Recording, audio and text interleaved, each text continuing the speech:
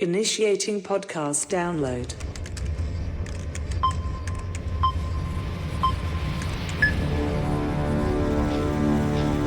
Prepare yourself.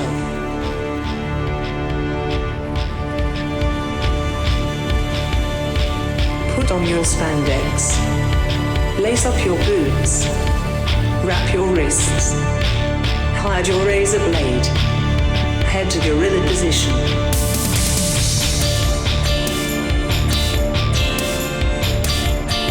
Grease up your hair.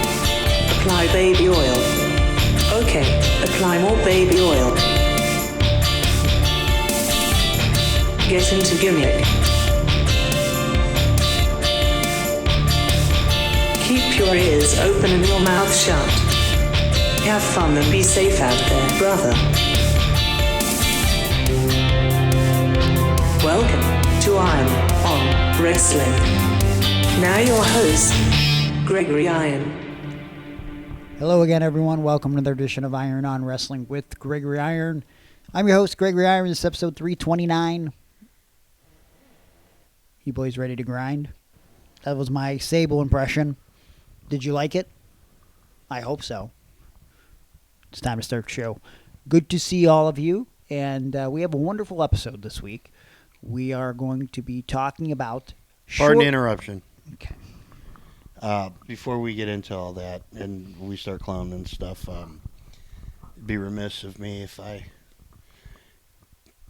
didn't announce that today's episode will be dedicated to one of the finest intercontinental champions we had of all time. Wait a minute. I thought you were going to mention the guy from Three Doors Down.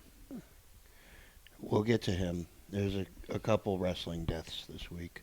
What? So not Brad Arnold. A former NWA World's Heavyweight Champion. A black belt in karate. Okay. As we found out earlier in the week, Richard Henry Blood Sr., better known to wrestling fans around the world as Ricky the Dragon Steamboat. Wait, what? A retired professional wrestler, WWE Hall of Famer, multi-time, multi-champion. Are you... Hold on. Googling this. Passed. This happened earlier the week? I've been off the internet, but not off the internet. Just like 2 days ago, maybe. Okay. And what? I mean, it was one of my favorites growing up. He worked for AWA, WCW, NWA, Jim Crockett Promotions. Yeah. The World Wrestling Federation. So, oftentimes known for his high-flying maneuvers. His high crossbody off the top was a great move that's been... where did you see this? Just out of I curiosity. got it off of X.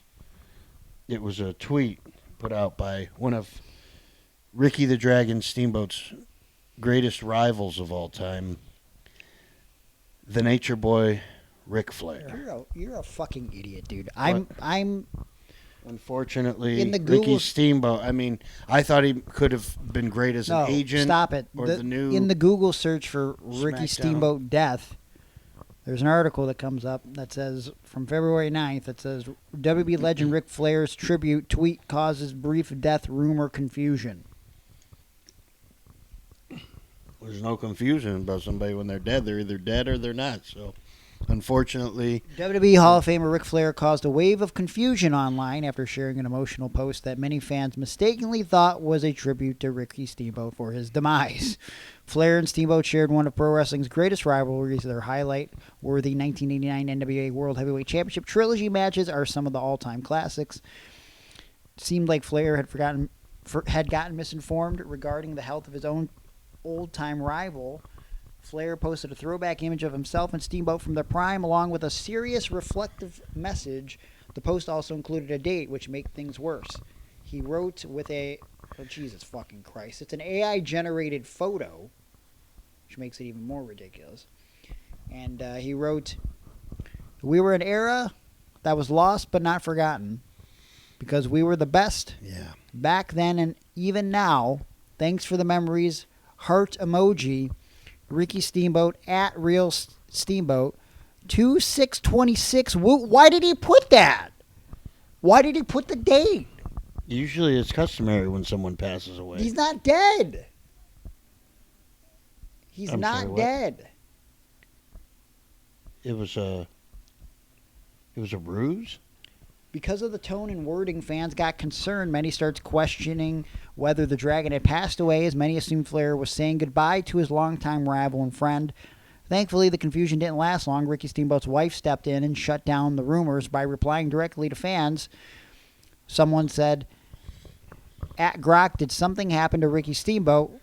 Dragon's wife, on Twitter, Dragon's wife in 1953 said, I can promise you he's alive and well. I'm sitting here looking at him.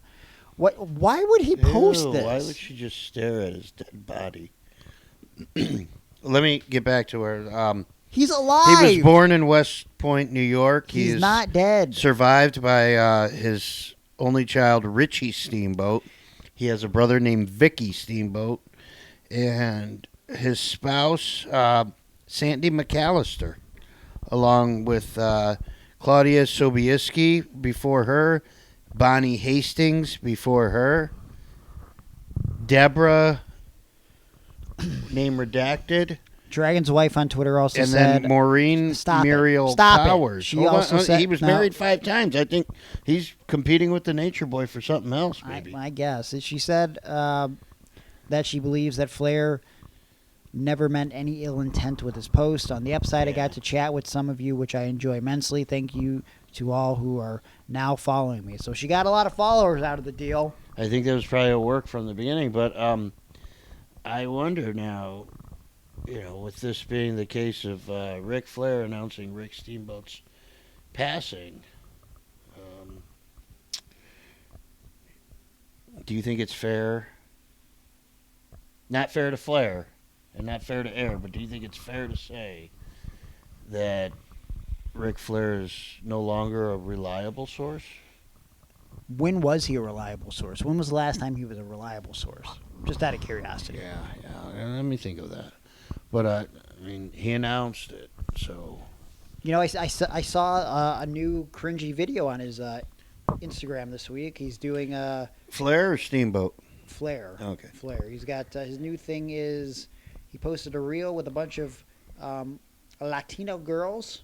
Okay. On a boat. So Latinas. And now he's marketing Flair Spirits, a new alcoholic drink, as you can see if you look at this video clip in the background here. I just go to his Instagram if you guys want to actually see it. And he just looks very out of touch with very young girls, and they're all drinking Flair vodka. Wow. You're going to make me start drinking again. Okay. Is that what's going to happen? Let's be fair to air. What What if I came out with my own vodka? Would you try it? I know you don't drink alcohol at all, but what if there was like air vodka? No. Come on, just one sip. Why would I drink that? I don't What drink. if I made it? I don't drink. Yeah, I know, but if I made it for you for like your birthday or Valentine's It doesn't. Day. I'm not just going to. I made it for you for Valentine's Day. I didn't want to let the cat out of the bag, but meow. Wow, kitty want to play now. Do you have any plans for Valentine's Day? Yes. What are you going to do? I'm going on a cruise. I didn't know if you knew this or not. You're not going on a cruise. Yeah, me and a couple of buddies, my buddies from the WWE, little company. I don't know if you ever heard of it, but they've invited me to go out on the Mickey cruise, and I can't wait to go. It's oh boy, did that sound like Mickey or what? No, you're not going on a cruise. I'm going on a cruise. The only cruise, Are you? The only cruise you're going to be with is Chris Cruise. Ooh, wow. Yeah. Hey, well, the only cruise you're going to be on is you're going to be cruising Disney for a cruise. bruising. I'm going to be on the Disney cruise. You're going on that too? You're not going Are to be we there. roommates? My buddies at WWE said they were going to hook me up with somebody. Fuck, it's you. I've Well, already first of all, had you. those aren't my Valentine's Day plans. Oh. I already Okay, yeah, so we're different Valentines. I already took care of my Valentine's Day plans. What did you do? Did them this past weekend. Don't worry, she doesn't listen. Tell us. Why would it matter? She knows what happened. For your Valentine's plans? Yeah. Oh. We did them in advance because we're not dumb. Everybody else does Valentine's Day stuff on the Valentine's Day weekend. That's a busy weekend, so why not you do it the weekend before? Avoid all the people. I cannot believe how freaking smart you've gotten over the years. I'm an intelligent man. But that's only because you've dated so many women and been broken up with by so many women, especially on Valentine's Day. But I did once get broken up with a girl on Valentine's Day. Shout out to Cecilia. Worked at the Debs. We had a nice makeout session outside the Debs at the Parmatown Mall once. I remember when she did that move to you, the Sicilian slice. She did not. No. Isn't that her name? Anyways, we just, we went out and got some dinner from a place called, you ready for this? Yeah. Side Biscuit. Ooh. Out in Ann Arbor, Michigan. Okay. Oh. And the gimmick is that you buy wings and you get, are you ready for this? A side biscuit. Was it dry? No, it was pretty good. And no, I didn't mean the biscuit. Okay. Oh! And nothing too crazy. I went to Home Depot, bought some flooring. Pretty crazy Valentine's Day celebration. Yeah. What color? It was like a wood flooring type deal. Oh. Did some. Oh, so you got wood? Yeah. They called me the Wood Man, Woody. Okay. Actually, and I was actually Christy is very handy. Okay, she's a regular Tim the Toolman Taylor. So and you're very woody. Well, I was helping her put up some walls in her basement. I feel like I'm like almost a real man. Yeah. Did you help her maybe paint her walls white? Aaron quoting one of his favorite artists, Kid Rock, from the song American Badass. Didn't say that. He did, yes. No, he didn't. Yep. Well, something. He said, like "I'll that. paint his wife white." Oh, you know the exact lyrics. Yeah, Gotcha. because I was always like, the sheriff, because I was working in Detroit at the time a lot, and I remember the sheriff there being at one of the wrestling events, and he was a African American gentleman, and I thought, man, that's weird that Kid Rock sings about painting his wife white. Like, that seems like the most racist thing. And then I was like, you know what? He's not racist. And then I watched a halftime show. The real one and the fake one. Which one did you watch? Do you want to get into it? We can briefly. I mean, I watched the halftime show. I thought it was very good. You thought it was tasteful, artsy? Yeah, I thought it was. I saw all the criticism.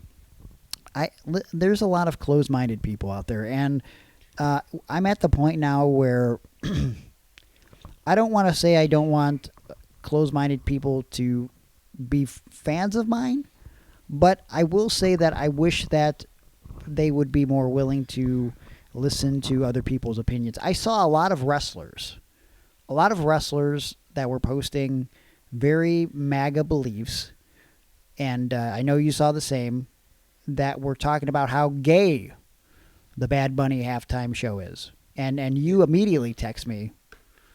Yeah. These are coming from wrestlers.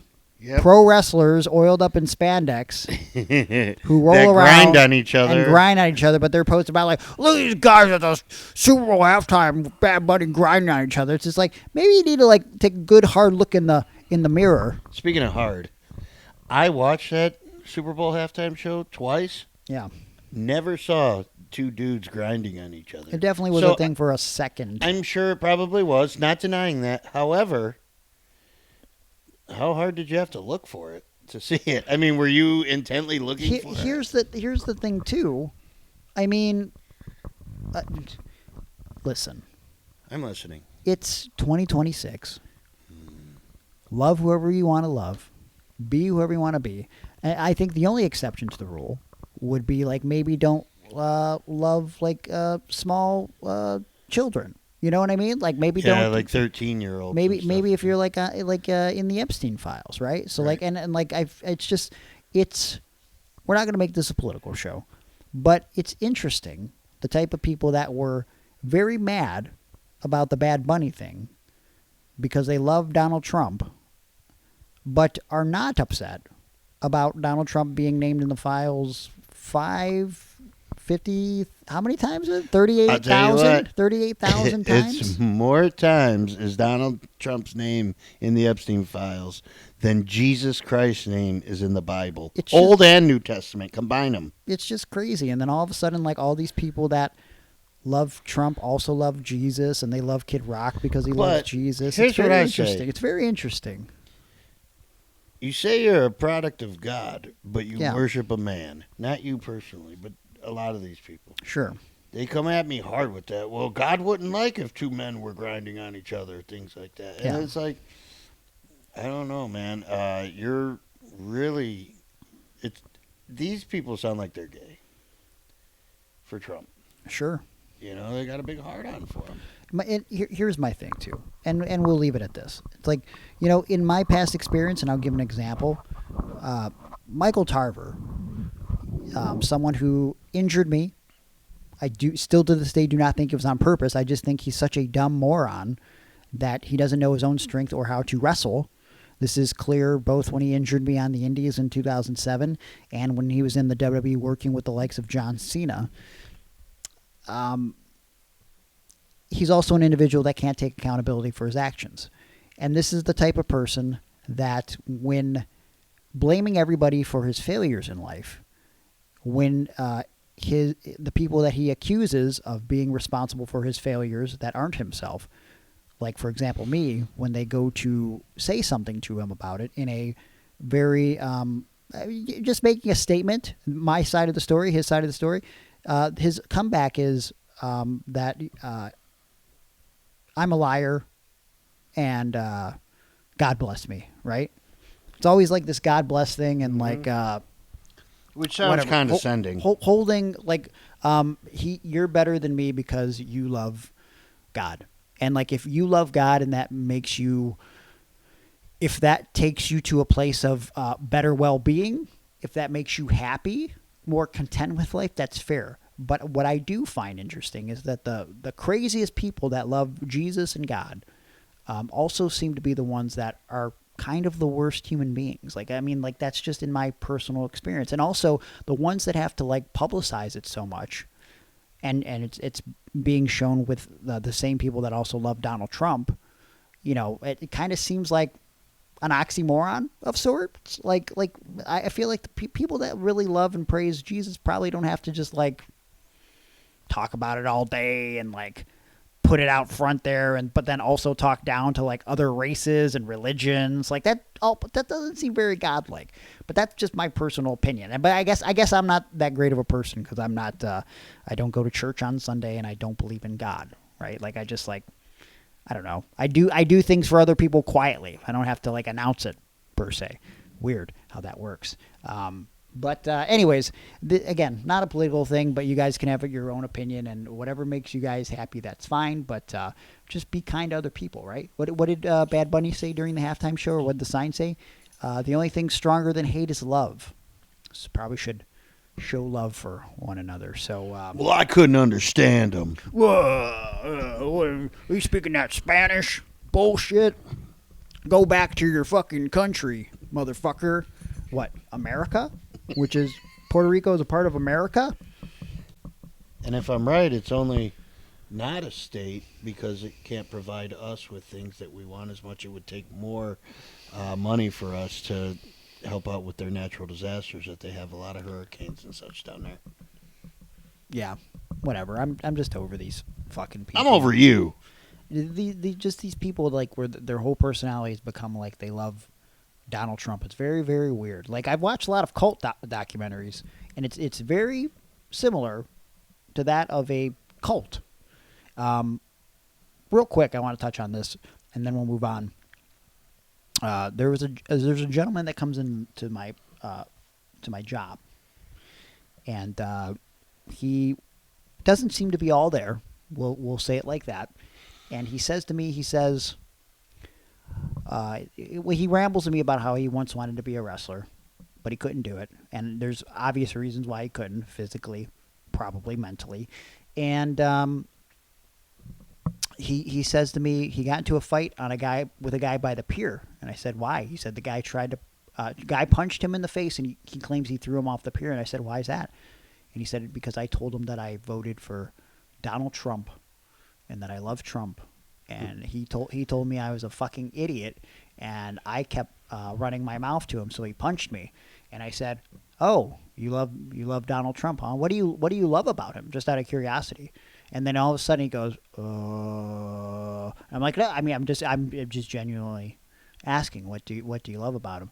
And then he didn't answer the question. He starts saying, "Well, I hate Obama because he put taxes on things that you buy off the internet." And I said, "Oh, yeah, okay. Well, that's not Trump, but okay." And then he goes, "And I hated Biden because he put taxes on when you have to pay someone over $500 or you get over $500, like you get taxed on that now." And I'm like, "So what do you think about tariffs?" Yeah. How does that make you feel? He goes, I'm like, "Yeah, tariffs, and yeah, they that makes everything more expensive, actually." I mean, I'm a mathematician, and hey, coffee's expensive as hell. Yeah, and at the end of the conversation, he didn't really, at any point, say anything. Oh, I'm sorry, you okay there? Yeah, I was just running by Jericho. Okay. He, at no point did he say anything that he actually liked about Trump, and then he mentioned how his protein had been a little low before he left me, and he said he needs to try to eat more steaks. And I said, "Well, good luck affording them, because the price of groceries have gone up drastically thanks to a guy you love, Donald Trump." And he goes, I'm like, "Have a great day. Nice talking with you." So it's just interesting, the whole Kool-Aid drinking cult that's out there. Again, I'm not a Democrat or a Republican. I'm just a dumbass. I think I'm a pretty decently intelligent, aware human who has common sense and a little bit of human decency. I don't know. That's just my personal opinion. But anyhow, hey, why don't we talk about wrestling? Yeah. Short-lived wrestling couples. Well, I was going to say, since the passing of He's Mr. not Steamboat, dead. Well, no, not yet. But who would you have liked to see him paired with on screen, just for a brief time? Can't imagine Ricky Steamboat in a relationship with anybody on screen. Miss Elizabeth? You think he would have took her from Mach, and that could have changed everything? Wouldn't that have made George the Animal Steel a little upset? Yeah. Or maybe George was included in a three-way. What a Valentine's. Okay, I don't even want to think Wine! Oh, God. I don't like Instead that. of eating a turnbuckle, he eats that poo. Okay, no, all right. Hey, listen, we're going to take a commercial break. When we come back, we're going to talk about short-lived pro wrestling relationships. When we come back on Iron on Wrestling. Hey, do you think Juan Ortiz and Of the Dead Designs could do some sort of Bad Bunny art? No. Cloud? What? Nobody can do art. Juan Ortiz and Of the Dead Designs can, in fact, do art. Wait, are there clouds involved? Could be. That's what you want. All right. Bad Bunny on a cloud. He's not dead, but he's up there with that alligator that got my hand. Abraham Lincoln and who's the other one? Chubbs. Yeah. Oh, yeah, Chubbs and the alligator. Oh, yeah, they're all together with Abe Lincoln. And Grandma. Grandma's not dead. Grandma's down there with Adam Sandler, and they're wondering what he's looking at because they're moving back into the house. Oh, yeah, she's dead in the second one in the cloud. I'll miss her. Yeah.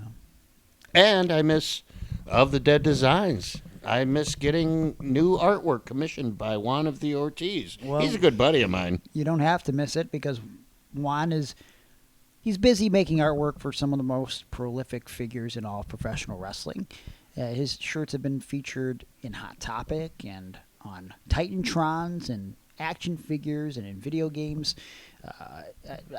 He's doing some stuff for the ICP right now. He's a busy man. Big things popping, little things stopping, whoop whoop. and you can get on the Juan of the Ortiz train, all you got to do is contact him for a piece of art. Anything you want. A logo for your big or small business, something for yourself, a friend, a family member, girlfriend. Valentine's Day is upon us. And if you've never bought artwork from Juan Ortiz and Of the Dead Designs, yes, if you watch the Super Bowl halftime show, you saw two guys grinding on each other, and you're like, you know what? This makes me feel a certain type of way. I think I want a boyfriend. I went out right away and got 2 boyfriends. I heard you went and punched a guy in the butt. That was before. Now I'm doing something else in their butts. Okay. You can contact Juan Ortiz and mention Iron on Wrestling and save $20 on your first design. That's right, 20 doll hairs. All you got to do is contact him. That's the first place to start.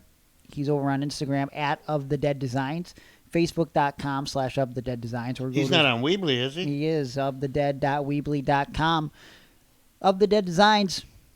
They're bringing artwork to life. All right, short-lived professional wrestling couples that you might remember, but you probably forgot about. When you think about that, Aaron, or is there a couple that jumps to the front of your brain? Yeah. What do you got? Raven and Kimono Wanalea. Oh, yeah, they were a couple, huh? Yeah, they were a couple before Tommy Dreamer was hardcore and took them both. Yeah. Yeah, that's he was a bit extreme, that Tommy Dreamer. Hardcore and extreme.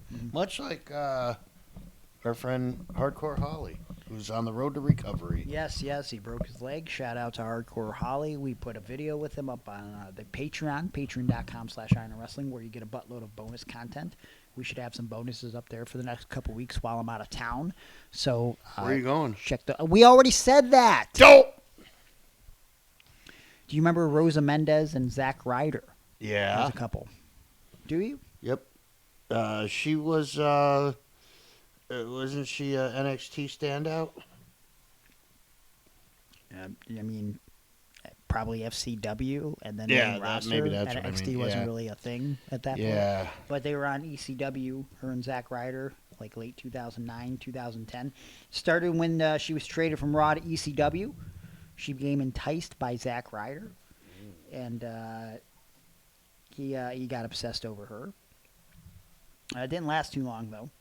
That was a whole thing. I don't even really remember what Rosa Mendez did besides that, if I'm being honest. I think she danced in the ring. I remember a couple. Can I say this one? Sure. Beaver Cleavage and his mom. Yeah. They walked a line, didn't they? Well, yeah, I guess they were son and mother, and then that lasted one match, and then they became boyfriend-girlfriend. Yeah, that's usually how it goes. Like, you're like, oh, that's my mom. I want to date her now. And then, then you start dating her, and then she shows up to TV with a black eye, and you're like, how you get that black eye? She's like, Beaver hit me. You just become a woman beater. Yeah. I guess. Do you remember, you mentioned NXT, do you remember the couple of Derek Bateman and Maxine? Hell yeah. Maxine kissed all over my kids. Wow. At AIW. Sounds a bit inappropriate, consider we were just talking about Jeffrey Epstein. She asked permission, and it was only on the cheek, and it was on his facial cheek. Okay. I'm sure it's a moment they will never forget. Yeah, Maxine returned after NXT Season 3, and her and Derek Bateman, of course, who went on to be EC3, became NXT's #1 couple. And they were all over the show. I don't think it bled into anything else. I think there was like some sort of love triangle with Johnny Curtis, who also became Fandango, who recently retired. So that was a whole thing that I think... Mental or physical? Retired. Oh. Retired from wrestling. Do you remember, everybody remembers Brie and Daniel Bryan, and obviously they became a real-life couple, but do you remember the short-lived couple of Gail Kim and Daniel Bryan? Oh, maybe barely? Yeah. Gail accompanied Bryan to the ring for some of his matches, and she would end up getting in some cat fights with the Bellas, and I I don't remember if there was a payoff to the story or if she just ended up, the story ended up ending because I think she eliminated herself from that battle royal, that infamous moment where she was just like, you know what, fuck this, I'm done with this company, and just threw herself out of the match. Oh, yeah. Yeah, that was the whole thing. So. Hey, Gail Kim was one of the nicest people I've ever met in wrestling. Wonderful lady. Yeah, you met her at AIW, huh? I met her before AIW. She gave Thorne, Biggins, and me tickets to her husband's performance at the MGM Grand or something like that. Okay. He put on like a cooking show on stage in front of, I don't know, maybe like 1,000 people. Okay. And he said, and this is how I knew they were all in on wrestling, like Robert Irvine and that. He said, just like to look out into the crowd right now and get one volunteer to help me up here. Who was the one volunteer? EC3. Wow. Not EC3. EC3. It was a work. Yeah, and EC3 came up there and he had to cook blindfolded, and I don't know. It was a good time though. But yeah, I met Gail and Robert there. And then he gave me like a lifetime supply of those Fit Crunch bars. Is that what his deal is? Yeah, those are delicious. A lot of calories there, but they are delicious. I like the peanut butter and jelly because I can't do chocolate. So, yeah, I like Gail Kim. I don't care what you say about her. I never said anything bad about her. I only had a limited interaction with her one time. What do you remember about the on-screen couple of Shane Douglas and Sherry Martel? Oh yeah. I think she was with him during the whole thing where he was challenging Terry Funk, or Terry Funk was challenging him in ECW. I want to say like 93, 94. Yeah. And I think it got discovered because something was happening and Sherry got something ripped off. I don't know if it was like the top part of her shirt or something. And so when the strap came down, it revealed that she was wearing a Ric Flair pin, like a button. Yeah.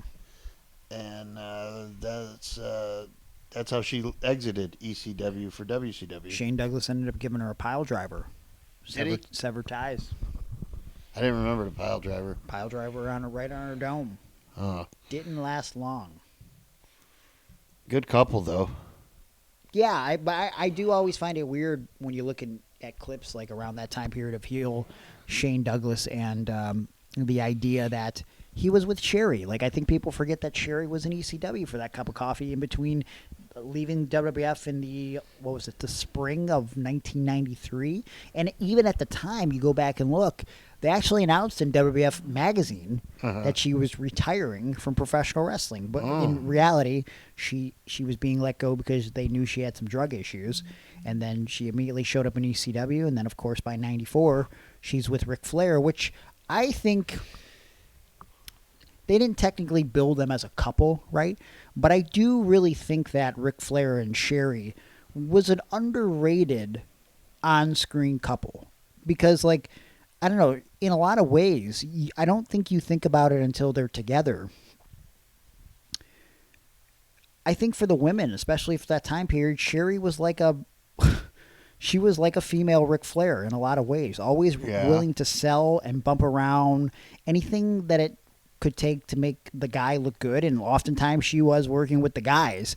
Sherry would do what an unsung hero in general. But I think Ric Flair and Sherry very underrated, and obviously that is the way I was introduced to the WCW version of Ric Flair, because I obviously watched WCW when Hulk Hogan went over to the product in 1994.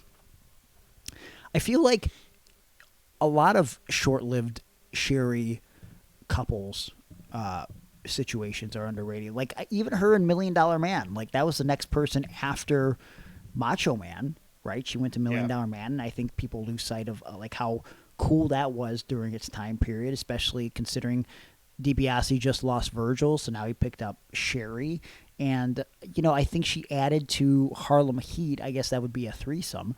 and her little angle for a second with Colonel Rob Parker, I think gets glossed over way too much. Just what an incredible performer that Sherry. My favorite part of that angle was Bobby Heenan on commentary talking about Colonel Rob Parker falling in love with Sherry. Yeah. Do you remember what he said? Not exactly. Okay. He said, I heard Rob Parker fell in love with Sherry. You know, I knew a man who once fell in love, and it cost him a match. So it's definitely not worth it. Okay. Yeah, Bobby Heenan. AJ Lee, of course, is with CM Punk now, but of course, when she was bouncing around on television under her character, she was not only with Punk, but she was with Daniel Bryan, and probably the strangest of all, she was with Kane for a second. Yeah, I like that. But that was all. It only made sense in the context of the storyline because Punk was kind of in a feud with Daniel Bryan and with Kane, and so it all just kind of ran together. Do you remember the team of Rusev and Summer Rae? This was during the time of the rare, weird pairing of Dolph Ziggler and Lana. So then Rusev ended up getting, as she's been billed on TV, WWE legend Summer Rae as his girlfriend.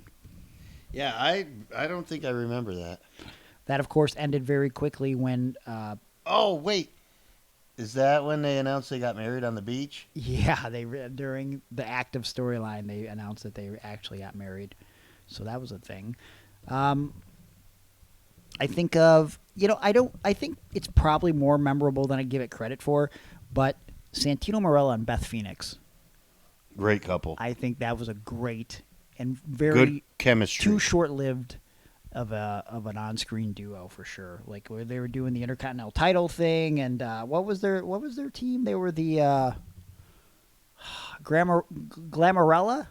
Yeah. Yeah. Yeah, Glamorella. I like that. That was good stuff. And I think it added a dimension to Beth Phoenix's character at that time because she was just kind of like the, for lack of a better comparison, she was really being put during that 2000s, 2010 era. She was in the Chyna role, right? Like Chyna was the first person to ever be in a Royal Rumble. Yeah. The all-male Royal Rumble. And Beth Phoenix was the next woman to be in the Royal Rumble years later. So I could see how their paths kind of mirrored each other. And of course, again, it didn't last that long, but I think arguably one of the best short-lived couples of all time would be Eddie Guerrero and Chyna. I mean, Chyna added another dimension to herself by being with Eddie, and I think vice versa. If not for being paired with Chyna, do we get the nickname Latino Heat? No, and also we don't get to see like the human side of Chyna. Yes. Because we had saw her be the badass, kick-ass bodyguard and dominant female wrestler, but we didn't see the side where like she could, she was by Triple H's side, but they weren't really like in love on screen. No. But Eddie Guerrero and her had fallen for each other. She was better, her and Mark Henry or her and Eddie Guerrero? Her and Eddie Guerrero. It's definitely her and Eddie. Yeah. Yeah. But the pairing with Chyna, that helped Mark Henry find his next character, which was Sexual Chocolate, which when you look back at that, obviously, we have to mention how that pairing with Chyna led to his eventual pairing with Mae Young. But do you remember how weird it was on the road to that? As weird as it was him hooking up with like a 70-year-old woman and having a hand as a baby. If you recall, Sexual Chocolate had to go to sex therapy. And during that, if you remember, and everybody goes right to the Sammy thing, right? Like he hooks up with a trans person named Sammy.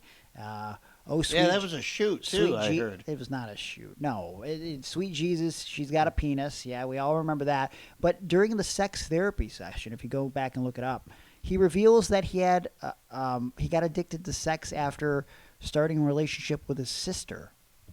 That was one of the anchors of this story. The birth of Sexual Chocolate, Mark Henry. So, and the birth of that hand. Well, that was later. Do you remember when they tried to do Jeff Hardy and Trish Stratus? Yes, briefly, and it just didn't fit because it was like, dude, there's no way. Like, he's a free spirit, and she looks like... Not that Jeff's not a handsome guy, but I don't know about you, but I think he takes Ambien, motherfucker. Okay, all right. You know, lately in the comments, the most comments we get recently is based on your bullshit, is people going, I think CM Punk takes Ambien. And I'm like, please stop with these comments. No, they're so good. One of my all-time favorite short couples, for sure. Not short in height. Yeah. Because I've been a part of a lot of short couples. You and Veda were my favorite couple We of were, all time. I think we were a longer-term couple, though, right? Like, our relationship on screen lasted from 2012 to 2014, 2015, 2014, right? The Year of Hope and Change was maybe my favorite year in AIW. I just love the whole thing. I know I'm always partial to it, too, because, like, it's my idea. It's one of those things that I never want to relive any of the matches or anything like that. Like, some of the promos I can look fondly on, but, like, someone recently, which I'm not going to name names because he was another wrestler, who was in the War Games match that I had at GCW, and I always think about that, like, oh, man, like, I felt like I was in a war zone, and like it felt so cool being in that match, and blah blah blah. You know, obviously, we main evented that show, and it like has a very special place in my heart. And this person went back and watched it, and he goes, "Dude, don't ever go back and watch that match. It's not good." And I was like, you know what? I won't, because I want to remember it as good. And if I want to ever see it, I'll have someone clip it together for me, so that way I can be like, yeah, wow, that War Games match is sick. But yeah, I think me and Veda, we were a good couple. I was just texting her not too long ago, catching up with her a little bit, and because she was doing shows with my brother, so Yeah. I was saying like, hey, Oh, really? yeah, so like, and I said, hey, You got to make sure he wasn't being a creep. well, no, Oh. I was making sure that he knew that he could go to her for guidance, and I was like, hey, if my brother comes up to you like trying to get advice, like please help him, like he's trying to learn and grow and all that stuff. You had to tell her that because you didn't think she would know? Well, I don't think anybody remembers that we're brothers. Yeah. All the time. Still, I know. people He got all the hesitate. looks, all the That's charisma, That's not true. No. all the athletic ability. Maybe I might give him that. Okay. Molly Holly and Spike Dudley is what I Yeah, was going to reference. definitely here remember that. as a couple that I really enjoyed. Very cute couple. Mighty Molly. Yeah, and Super Spike. So, well, I don't think he was super Spike. She was not Mighty Molly at that point, but Okay. it did culminate in that match with Stone Cold Steve Austin. Yeah. Enjoyed that, Spike and Yeah. Stone Cold. Really good. Heel Spike Stone was Cold. better than a lot of people give him credit for. 100%. One of the all-time greats. And, I don't mean just like wrestling wise. I meant like he could carry his. I thought his role in the Dudley Boys was great. sure. That he was the little brother that got picked on and shit. Well, The runt. I think that it kind of gets glossed over that period of time right before they released the Dudleys, where he was the boss. They were calling him the boss, and he was like the leader of the Dudleys. In like right. 2004, and he was in the cruiserweight division. I really Yeah. liked that time in Spike Dudley's career. What do you remember? Adam Rose and Becky Lynch. No. I remember Adam Rose. I remember Becky Lynch. I don't remember them together. They weren't a couple, but she was one of the Rosebuds. Oh, okay. So, just want to point that out. That was Thanks, dude. So was fucking 1,200 other people. I bet Nate Matson was in a bunny costume at some point. Ben Boom was probably a KFC worker in the Congo line. He might have been. Yeah. I think he definitely was in a Congo line. I'm sure he was. Shaking his Congos everywhere. Everybody's faces. Okay.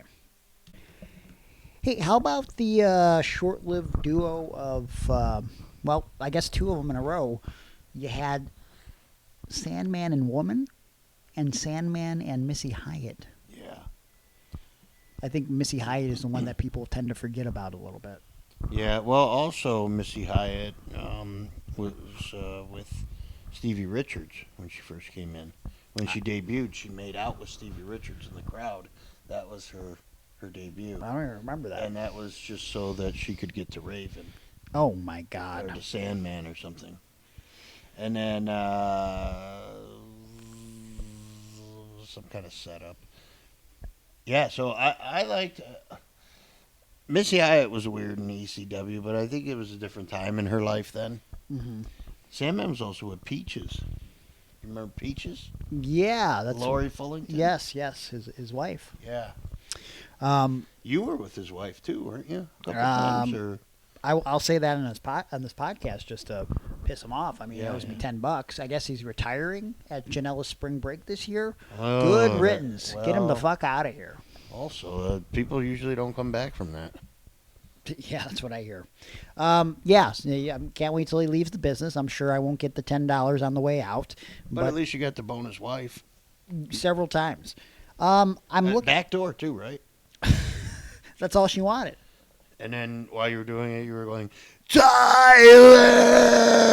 Okay. Tyler! I was screaming their son's name. Yeah, while you were holding your kendo stick or your Singapore cane. I don't remember this at all. What do you remember about Taka Michinoku and Sonny? I don't remember them being together. So apparently... I thought Taka was with Yamaguchi-san's wife. Oh, that was Val Venus. Oh. Early 1998, they put Sable in a thing where she may or may not be with Taka when he was doing the light heavyweight division thing. This was only... Sable? Sonny. Oh. Sonny. This was mostly happening on the Saturday night promos, Saturday night shows, but then they really didn't do anything with it. I have a screen grab here of Sonny kissing Taka Michinoku on the cheek. Oh, yeah. That So- looks like me and Michael Hawley. Okay. We'll have those posts on social media if you're into that, I guess. How about this? I think this counts. Do you remember when Serena Deeb was in the Straight Edge Society? Yes. Okay. Do you remember how she left the Straight Edge Society? Okay, she shaved her head, That's how she joined. and then she grew her hair back. That meant you were out of the Straight Edge Society. No, Okay, no. then tell me. She was caught on camera in a bar Oh, that's right. drinking Yeah. with a boy, and that boy was none other than... I'm going to zoom in, see if you can tell me who this is in the screenshot. Dominic Mysterio? No! Don Callis? Adam Cole, baby. Adam Cole, that's right. A young Adam Cole with Serena Deeb. I think that counts as an on-screen couple. Very brief. That was July 2010 Yeah. on Friday Night SmackDown. A long, long time ago, I should say. Was Adam Cole indie darling then? Or yeah, was yeah. he just starting out? He was on the Indies, yes. Around that same time, I had some of my first interactions with Adam Cole. On the same show that I wrestled Lindsay Dorado for Chikara, it was one of the first big matches of Adam Cole and Kyle O'Reilly's career. So I wrestled Lindsay, and then they went to the ring and then had a way better match than me. So it was very nice, though. Very, very nice, and very happy for them as always. But what about... Do you remember when, during the end of Randy Orton's initial babyface run in 2005, they randomly put him in a relationship with Stacy Keibler? Ooh. You might not remember the relationship, but you might remember I the remember ending the of it, Keebler. because he wanted to show Undertaker that he was serious about ending the streak, so he randomly decided to RKO his girlfriend. Yeah, I've been there. Have you? Yeah. Tell me about it. One time, I was with this dude, and Okay. You're he dating a was guy. like- yeah, and he was like, I'm really serious about ending the Undertaker's streak. Okay, that's And what I happened. was like, yeah, okay. And he was like, so, want to make out? And I was like, yeah. And then, RKO out of nowhere. Wow. It was vintage Orton. But this guy wasn't Orton. This was Horton. John Horton. I'm on Google, and I don't remember this at all. Apparently, there was a short-lived relationship between Madison Rayne and Earl Hebner in TNA. That sounds a little familiar, but again, all these are so forgettable. Well, there's a reason Tell me why they more. were short-lived. I'm Googling this now. Madison Rain. I just want to see like an image now of like these two together. There's definitely immediately an image of like her making out with Earl. I think I remember this now. A gif of her making out with Earl Hebner. Was that when she was with the Beautiful People, maybe? Yeah, something like that. I can see that being a thing. No, her Yeah. hair's not blonde there. Okay. Very, very odd. Very odd story. I do say so myself. Not sure I would have guessed that would be a pairing, but apparently that's a thing that happened. Any other short-lived pro wrestling couples that jump to the front of your mind, Aaron? Vince and Sable were a couple for a hot second. Yeah. I guess when they brought her back to the company in 2003, apparently part of the stipulation was, you remember how you sued me for sexual harassment? Well, now you got to be in a storyline with me, or I make out with you all the time. And she was like, okay. Yeah, I once worked with a woman who came to me as she was like looking for advice, and she kept saying, there's a guy who keeps talking dirty around me, and so does a girl that he's talking to. And did you wonder why she was telling you, the person that was talking dirty, about this all happening? No, I said, so what's going on? She goes, I just think that I should, maybe you can answer this for me. Do you think I should go to upper management and file charges on sectional harassment? Sectional? Yeah, and I said, I'm sorry, what was that again? And I made her repeat it 4, 5, 6, 7 times. Okay.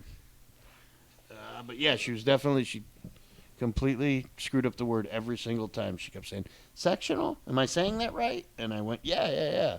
Is this against J.D. Vance? I was going to say, yeah, I was going to wonder if J.D. Vance was the one that had sectional harassment filed against him. Really loves those couches, that J.D. Vance. What about Lillian Garcia and Viscera? That was a strange couple, if I do say so myself. Yeah, she's into some real big dudes, huh?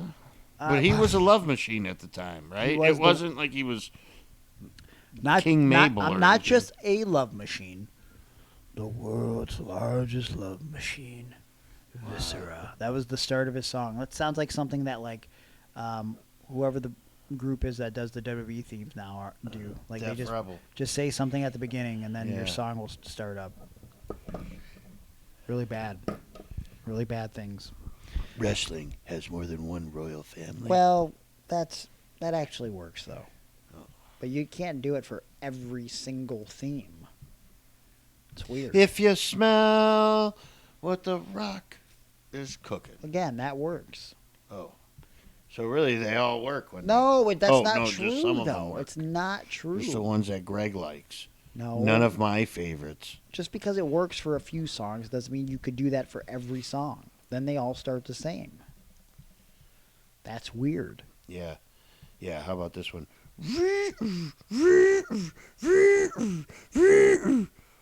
You know I gotcha.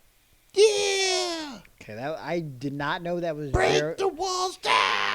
I in no way thought that was Jericho's theme. Yeah, but it is. So now what do you feel about it? You like the you like the singing in that or what? You like the voice over at the beginning? Did you like the pairing of Jackie Gata and Rico? Yeah. I thought that was good. Did you? Yeah, except for Jackie Gata. What was wrong with her? I don't think that she was very good, right?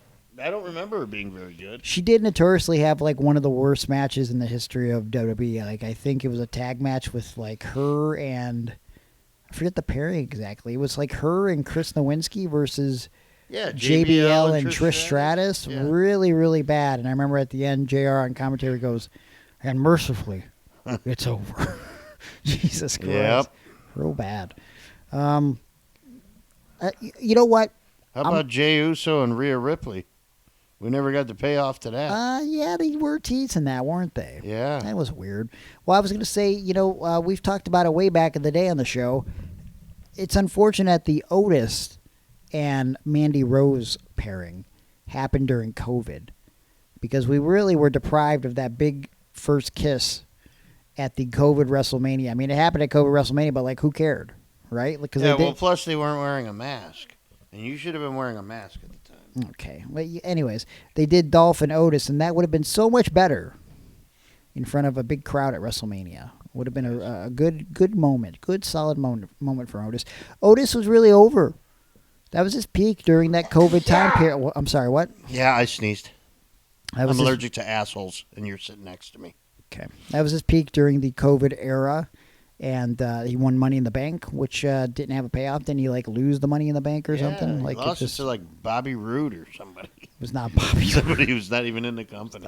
Might have been Bobby Lashley or something. I don't know. But he didn't win the title, that's for sure. Who was being a prick to him at the time? Was it Chad Gable? No. I don't remember. Okay, it doesn't matter. What about, would you consider the team of Paisley and Kiwi a short-lived couple? Yeah, I like that pairing, too. That, of course, was Charmel. Yeah, and Kiwi used to work the shows out here in Lorraine at the Eagle's Nest. Oh, really? Yeah. His name was Alan Funk, I think. Yes, you booked Kiwi. Yeah. Before he was Kiwi. Yeah, but like... He was just, on the road around here. I think he maybe came from Snow School in Lima. Okay. Maybe. I could be wrong on that, but he was working a lot of those shows. How have you never mentioned this before that you used to book Kiwi? Who knows? It wasn't important enough, I guess. Oh, wow. Okay. Damn. Hating on Kiwi over here. Yeah, no, we loved him. I remember Rod would be like, "Hey, bro, Kiwi's going to get a big push." You definitely didn't call him Kiwi because that was not his name. Yeah, that's right. Just making up names for him. Alan Funk heard that. He was like, I forget what we used to call him, though. You had a nickname for him. Like his wrestling name. Interesting. Yeah. What about... oh, my God. I'm yawning already. Jesus. I was going to say, WCW... Did you ever? What about that other couple? Hold on, you talked about Mandy Rose with this guy with Otis. Yeah. What about that other guy she was with? Don't stop. Don't stop. Stop. What about Scott Steiner and Madeja? Does anybody even remember Madeja? Yeah. She was bodybuilder? Or no, that was Asia. That was Asia. Yeah, not to be confused with Madeja. Yeah. Two different people. Yeah, that's my bad on that. Wasn't there like another bodybuilder chick that was with Ric Flair for a second towards the end there? There were so many random girls that came into WCW. Yeah, like Gorgeous George was so bad, but she was very pretty. That was a short-lived couple for sure. And she was very 2000s pretty. Yeah. She was like that type. Yep. Because like I think what she came down to was like she was just like a blonde, a dyed-haired blonde girl with caked-on makeup. I don't know if she was that gorgeous in retrospect. Yeah. And the story of her being Gorgeous George was, Macho and Lanny got the rights to Gorgeous George, and they wanted to make Lanny Gorgeous George, but that didn't pan out, so Macho Man gave it to his stripper girlfriend. Are there... trying to think. I feel like we named a lot of short-lived... Billy and Chuck? I feel like that's a... long-term? That's a pretty long-term relationship, I feel Okay. like. Though Billy Gunn and Tori Wilson were a thing. Yeah. Yeah. So was Shane Douglas and Tori Wilson. And that is true. That is true. I mean, it did lead to, like, what, the Viagra on a pole match between him and Kidman? Yeah. And then Marcus Bagwell and his mother. They were, or were they not dating? I can't remember. They weren't dating. No? Nope. Well, it was a Russo era, so sometimes I think things may have happened. I That mean, maybe didn't. they almost did the Katie Lee Burchill and What's the Oh, actual? you idiot! You haven't Paul even. Burchill? Oh yeah. They were gonna make love to each other. As but they brother and didn't. But they sister. didn't because then WWE became PG, so they didn't do it. Thank God. Why are we calling me an idiot? Probably many reasons, but the one I really want to talk about is how you didn't remember that two people were together, and you didn't bring it up. Who? Snitsky, And the baby. they were not. Not together, but he kicked the baby. How about Snitsky and she married one of the dudes that's in Adam Cole's faction. What? Maybe not. Maria, was that her name? I don't think Maria and Snitsky were in a relationship. Yeah, he was sucking her toes in the locker room. I don't think that makes them in a relationship. Oh, okay.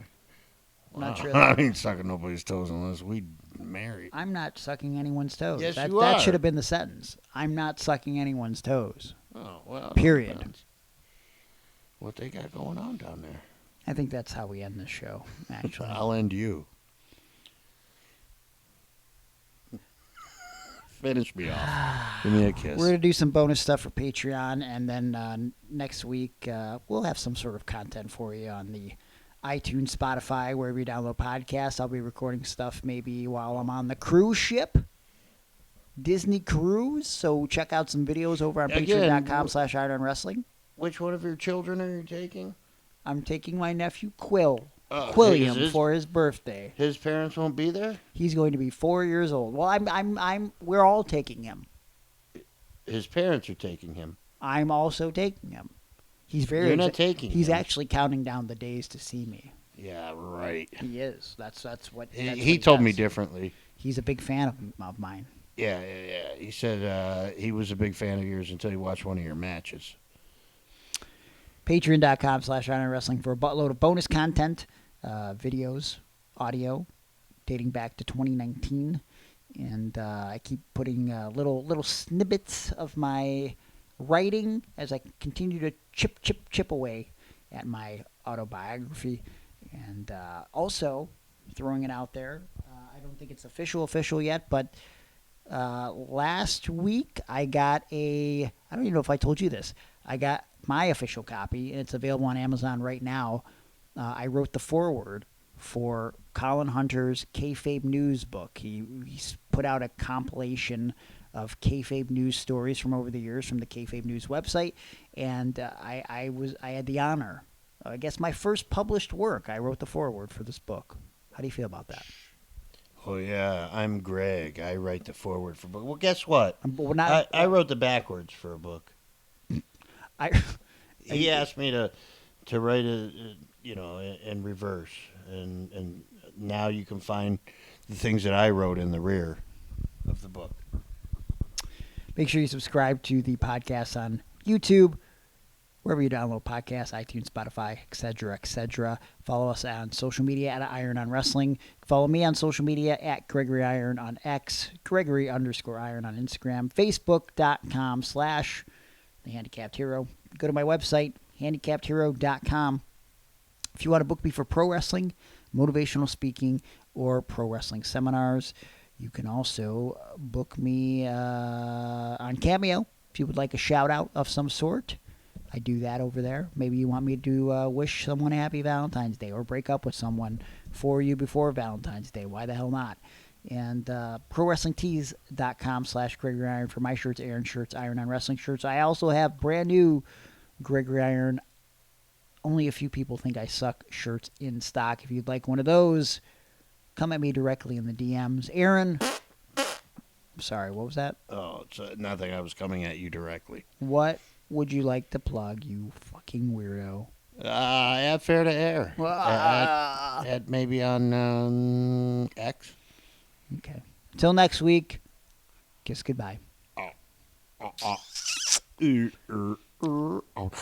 Happy Valentine's Day. Sucker.